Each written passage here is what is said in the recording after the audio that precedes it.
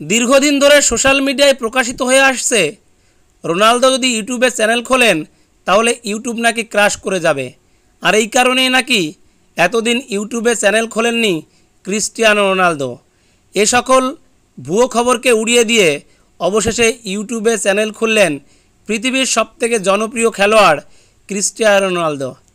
আর channel খুলতেই ইউটিউবে সব রেকর্ড ভেঙে দিলেন।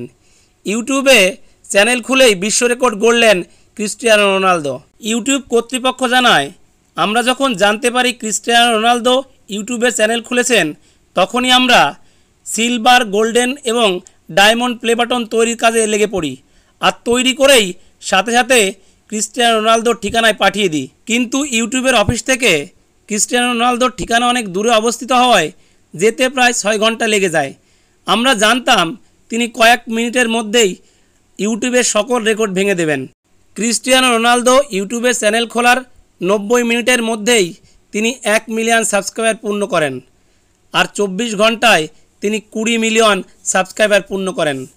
ইউটিউবের ইতিহাসে সবথেকে ফাস্টেস্ট চ্যানেল হিসেবে 24 ঘন্টায় 20 মিলিয়ন সাবস্ক্রাইবার পূর্ণ করলেন ক্রিস্টিয়ানো রোনালদো।